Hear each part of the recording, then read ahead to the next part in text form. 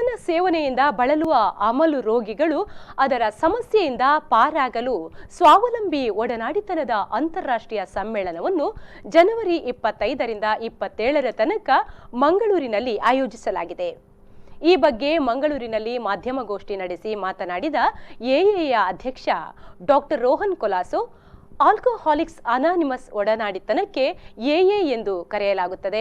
ತಮ್ಮ ಅನುಭವ ಬಲ ಮತ್ತು ಭರವಸೆಯನ್ನು ತಮ್ಮೊಳಗೆ ಹಂಚಿಕೊಂಡು ತಮ್ಮ ಅಮಲುತನದ ಸಾಮಾನ್ಯ ಸಮಸ್ಯೆಯನ್ನು ಬಗೆಹರಿಸಲು ಹಾಗೂ ಇತರರು ಅದರಿಂದ ಚೇತರಿಸಲು ಸಹಾಯವಾಗುತ್ತದೆ ಎಂದ ಅವರು ಕಾರ್ಯಕ್ರಮದ ಬಗ್ಗೆ ಸಂಪೂರ್ಣ ಮಾಹಿತಿ ನೀಡಿದರು.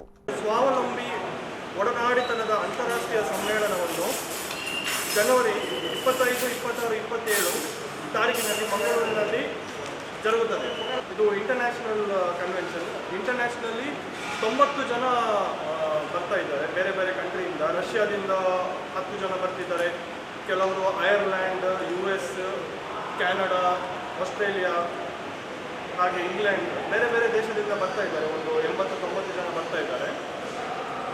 ಮತ್ತು ನಮ್ಮ chief guest bishop Aloysius Paul ಅವರು, ಮತ್ತು JR ಗೋಪ ಅವರು ನಮ್ಮ MLA, ಮತ್ತು MR ರವಿ ನಮ್ಮದು CEO ಆಫ್ ಜಿಲ್ಲಾ ಪಂಚಾಯತ್, ಮತ್ತು ಬೆಂಗಳೂರದು ಪ್ಯಾರಿಸ್ ಮಿನಿಸ್ಟರ್, ಮತ್ತು ಇನ್ನೊಂದು ಚೀಫ್ ಗೆಸ್ಟ್ ನಾನು ಸ್ವತಃ